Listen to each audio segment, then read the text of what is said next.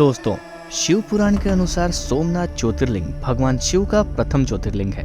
यह मंदिर गुजरात के सौराष्ट्र क्षेत्र में स्थित है। ऐसी मान्यता है कि इस शिवलिंग की स्थापना स्वयं चंद्रदेव ने की थी। पुराणों में सोमनाथ ज्योतिर्लिंग की स्थापना से संबंधित एक कथा है। लेकिन कहानी में आगे बढ़ने से पहले अगर आपने हमारे चैनल अपना अस्तित्व को सब्सक्राइब नहीं किया तो इसे सब्सक्राइब करके बेल आइकन को अवश्य दबा लें, ताकि आगे भी आपको ऐसे ही हिंदू धर्म से जुड़ी कहानियां मिलती रहें। दोस्तों, कहानी के अनुसार जब प्रजापति दक्ष ने अपनी सभी 27 पुत्रियों का विवाह चंद्रमा के साथ कर दिया तो वो बहुत प्रसन्न हुए। पत्नी के रूप में दक्ष कन्याओं को प्राप्त कर चंद्रमा बहुत सुशोभित हुए और दक्ष कन्या भी अपने स्वामी के रूप में चंद्रमा को प्राप्त कर शोभायमान हो उठी। चंद्रमा की उन 27 पत्नियों में रोहिणी उन्हें सबसे ज्यादा प्रिय थी, जिसको वो विशेष आदर तथा प्रेम करते थे। उनका इतना प्रेम अन्य पत्नियों से नहीं था। चंद्रमा की अपनी तरफ उदासीनता और उपेक्षा को देखकर रोहिणी के अलावा बाकी दक्ष पुत्रियां बहुत दुखी हुईं। वो सभी अपने पिता दक्ष के शरण में गईं और उनसे अपने कष्टों का वर्णन किया। अपनी पुत्रियों की व्यथा और चंद्रमा के दुर्व्यवहार को सुनकर दक्ष भी बड़े दुखी हुए।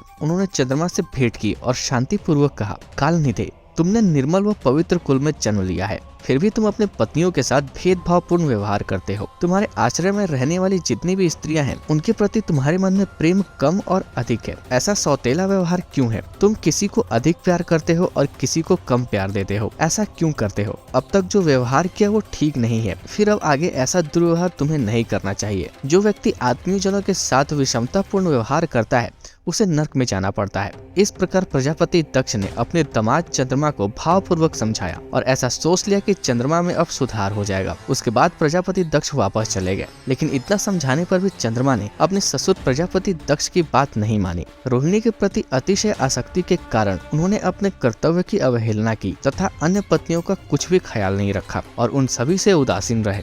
दोबारा समाचार प्राप्त कर प्रजापति दक्ष बड़े दुखी हुए और वो पुनः चंद्रमा के पास आकर उन्हें उत्तम नीति के द्वारा समझाने लगे। दक्ष ने चंद्रमा से न्यायोचित वर्ताव करने की प्रार्थना की, लेकिन बार बार आग्रह करने पर भी चंद्रमा ने अवहेलना पूर्वक जब दक्ष की बात नहीं मानी तब उन्होंने श्राप दे दिया। दक्ष ने कहा कि मेरे आग्रह करने पर भी तुमने मेरी अवज्ञा की है, इसलिए तुम्हें क्षय रोग हो जाए। दक्ष द्वारा श्राप देने के साथ ही क्षण भर में चंद्रमा क्षय रोग से ग्रसित हो गए। उनके क्षीण होते ही सर्वत्र हाहाकार मच गया। सभी देवगण तथा ऋषिगण भी चिंतित हो गए। परेशान चंद्रमा ने अपनी अस्वस्थता तथा उसके कारणों की सूचना इंद्र आदि देवताओं तथा ऋषियों को दी। उसके बाद उनकी सहायता के लिए इंद्र आदि देवता तथा वशिष्ठ आदि ऋषिगण ब्रह्मा जी की शरण में गए। ब्रह्मा जी ने उनसे कहा कि जो घटना हो गई है उसे तो भुगतना ही है, क्योंकि दक्ष के निश्चय को पलटा नहीं जा सकता। उसके बाद ब्रह्मा जी ने उन देवताओं को एक उत्तम उपाय बताया। ब्रह्मा जी ने कहा, चंद्रमा देवताओं के साथ कल्याणकारक शुभ प्रभास क्षेत्र में चले जाएं। वहां पर विधि पूर्वक शुभ मृत्युंजय मंत्र का अनुष्ठान करते हुए श्रद्धा पूर्वक भगवान शिव की आराधना करें।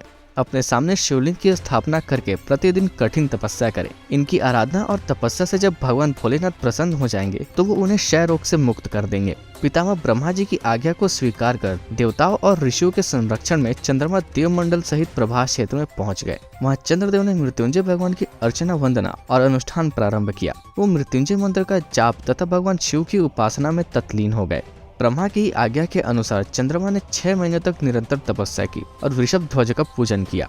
10 करोड़ मृत्युंजय मंत्र का जाप तथा ध्यान करते हुए चंद्रमा स्थिरचित से वहां निरंतर खड़े रहे। उनकी कठोर तपस्या से भक्तवत्सल भगवान शंकर प्रसन्न हो गए। उन्होंने चंद्रमा से कहा, चंद्रदेव, तुम्हारा कल्याण हो। तुम जिसके लिए कठोर तप कर रहे हो उसे अपनी अभिलाषा को बताओ। मैं तुम्हारी इच्छा के अनुसार तुम्हें उत्तम वर प्रदान करूंगा। चंद्रमा ने प्रार्थना करते हुए विनय पूर्वक कहा, देवेश्वर, आप मेरे सभी अपराधों को क्षमा करें और मेरे शरीर को इस क्षय रोग से दूर कर दें।